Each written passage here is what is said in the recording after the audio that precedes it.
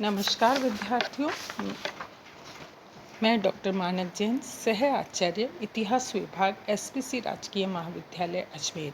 आज हम MA final इतिहास के 8वें प्रश्न पत्र गांधी दर्शन का अध्ययन कर रहे हैं और पहले पार्ट में हमने गांधी जी की आदर्श राज्य व्यवस्था कैसी होनी चाहिए इसके बारे में हमने चर्चा की और अब हम दूसरे पार्ट में गांधी जी के द्वारा जो राज्य व्यवस्था होगी उसमें परिवार क्या होगा, ग्रामीण समुदाय क्या होगा, अहिंसक समाज का आदर्श क्या होगा तथा वर्तमान गांधी जी का सत्याग्रही राज्य कैसा होगा, इस बारे में हम चर्चा करेंगे।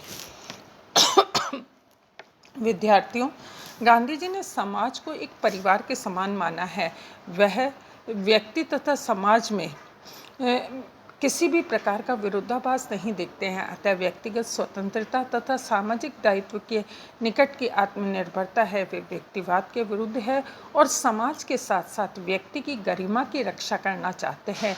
उनकी मान्यता है कि प्रत्येक व्यक्ति को सामाजिक दायित्वों की पूर्ति करनी चाहिए और अपनी व्यक्तिगत स्वतंत्रता की रक्षा करनी चाहिए। व्यक्तिगत स्वराज की प्राप्ति के बिना सामाजिक स्वराज का कोई मूल्य नहीं होता है। धर्म सामाजिक अवस्था तथा व्यक्तिगत व्यवहार को बांधने या धारण करने वाला तत्व है। इसमें आत्मनिरीक्षण की क्षमता में वृद्धि होती है। बच्चों को प्रारंभ से ही धार्मिक नैतिकता का पाठ सिखाया जाएगा। सामाजिक शांति व व्यवस्था धर्म पर आधारित होगी।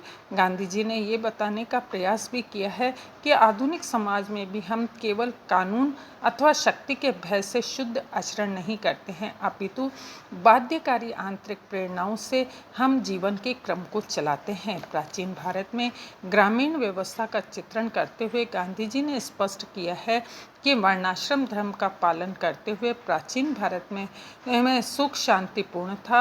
राज्य धर्म को संशोधित नहीं कर सकता था। कानून के बाध्यकारी प्रभाव के स्थान पर नैतिक दबाव सामाजिक बंधनों को वो बनाए रखता था। व्यक्ति यदि समाज के नियम भंग करता था तो उसके साथ समस्त सामाजिक तथा आर्थिक संबंध तोड़ दिए जाते थे। किंतु गांधी जी इसे राज्य की संगठित हिंसा से अधिक श्रेयकर मानते हैं। स्वतंत्र समाज में यह स्थिति अहिंसा का ही प्रतीक मानी जाएगी। गांधी जी कहते हैं कि भारत के ग्रामीण समुदायों की व्यवस्था एवं जीवन पद्धति के द्वारा ही अहिंसक राज्य की कल्पना की जा सकती है। उन्होंने स्वीकार किया कि भारत के ग्रामीण जनपद अहिंसा पर आधारित व्यवस्था के विचार के अत्यंत निकट है। वे मानते हैं कि प्राचीन व्यवस्था अधिक परिष्कृत नहीं थी और इसमें धारणा अनुसार अहिंसा की स्थिति विद्यमान नहीं थी। फिर भी गांधी जी प्राचीन ग्रामीण जनपदों की भावी अहिंसक समाज के अंकुर स्पष्ट देखते हैं। 1916 में मद्रास में मिशनरी परिषद के समक्ष बोलते हुए गांधी जी ने कहा कि भारत की प्राचीन संस्थाएं ग्राम पंचायतें उनकी स्वदेशी की धारणा के अनुरूप ही उन्हें मोह लेती है। भारत वास्तव में एक गणतंत्रात्मक देश है। राज्य तथा अत्याचारी शासक, चाहे वे भारतीय हो अथवा विदेशी आक्रमणकारी, किसी ने भी ग्रामीण समाज को नहीं छुआ है। वे केवल राजस्व की वसूली तक ही सीमित रहे, यथावत बनाए रखा। या जाति के व्यापक संगठन ने केवल समुदाय की धार्मिक आवश्यकताओं की पूर्ति नहीं की, अपितु उनके राजनीतिक विश्वास का भी समाधान किया। डॉक्टर गोपीनाथ धवन के अनुसार राज्यविहीन अहिंसक समाज का आदर्श, जिसमें न पुलिस होगी, न सेना होगी, न न्यायालय, न डॉक्टर, न भारी वाहन, न केंद्रीयकृत उत्पादन होगा, एक प्रेरणादायक आदर्श ही है, न कि शीघ्र प्राप्त किया जाने वाला लक्ष्य। उनके अनुसार गॉडविन, थॉमस हॉस्किन, प्रोद्धा जैसे अराजकतावादी विचारकों ने भी ऐसे समाज की स्थापना का विचार नहीं किया जिसमें राज्य पूर्णतः समाप्त कर दिया जाए। दूसरी ओर वाकुनिन, जेसिया वॉरेन, बेंजामिन टक्कर, क्रोप्टोकिन तथा अन्य कई अराजकतावादियों ने ये विचार प्रकट किया कि राज्यविहीन समाज का सर्वहारा राज्य तिरोहित हो जाएगा और जनता सामाजिक अस्थिति की आहर्ताओं का राज्य विहीन हो सकता है जब मनुष्य पूर्ण व्यक्तित्व राजस्व को प्राप्त कर ले और राज्य जनता का कठिन आदर्शवाद के अनुरूप जागृत नहीं हो सकती है। अतः गांधी जी फिलहाल अस्पतालों, न्यायालयों, रेल कारखानों को आवश्यक बुराई मानते हुए नष्ट करने को उत्सुक नहीं थे। वे इनके स्पष्ट नष्ट हो जाने की कामना करते हुए व्यक्तिगत क्षमता के आदर्श समाज की स्थापना के लिए कार्यरत है, जिसमें उपयुक्त स्थितियों की आवश्यकता न रहे। वास्तव में विद्यार्थियों, गांधी जी का यह विश्वास है कि आदर्श समाज सदैव ही एक ऐसा आदर्श रहेगा जो न कभी पूर्ण प्राप्त हुआ है न होगा। उनका यह दृष्टिकोण समस्त आदर्शों के प्रति रहा है।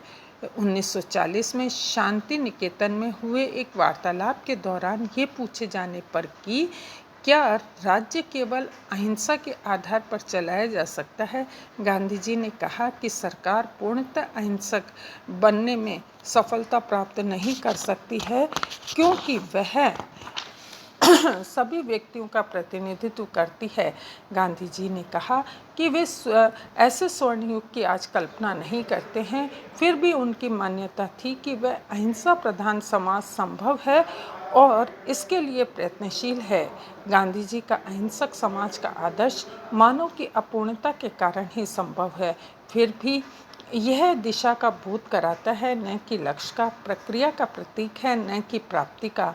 ऐसे समाज में राज्य की संरचना जो अहिंसक क्रांति के बाद उपस्थित होगी, समझौते पर आधारित होगी। विद्यार्थियों, अहिंसक समाज तथा मानवीय प्रकृति के तथ्यों के बीच का मार्ग ग्रहण करेगी।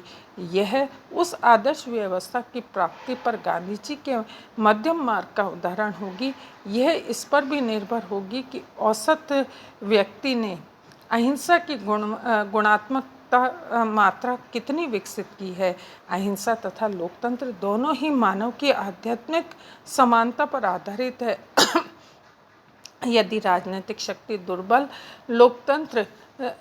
व्यक्ति की अहिंसा द्वारा प्राप्त होगी, तो इसके द्वारा स्थापित राज्य केवल राजनीतिक लोकतंत्र अथवा लोकतंत्र कहलाएगा। संविधान लोकतंत्र दिखाई देगा, किंतु शोषण उसमें व्याप्त रहेगा, क्योंकि दुर्बल व्यक्ति की अहिंसा से हिंसा की स्वीकृति मिलती है। यदि इसके विपरीत बलवान की अहिंसा को विकसित होने का अवसर मिला, तो उसे स्थापित होने वाला राज्य सच्चे लोकतंत्र की स्थापना करेगा, जिसमें शोषण व दमन नाम मात्र का होगा। इस प्रकार विद्यार्थियों, हम देखते हैं कि गांधी जी के आदर्श राज्य में वह व्यवस्था होगी जो कि ग्रामीण परिवेश पर आधारित है। चूँकि भारत ग्रामों का देश है, आज औद्योगिकरण, पाश्चात्यकरण आदि के कारण जो विभिन्न समस्याएं हमारे सामने उपस्थित हो रही है, उन समस्याओं का एकमात्र हल गांधी जी के मतानुसार ग्रामीण परिवेश और भारतीय सभ्यता और संस्कृति को अपनाया जाना है। तभी गांधी जी का आदर्श राज्य स्थापित किया जा सकेगा। इति नमस्कार।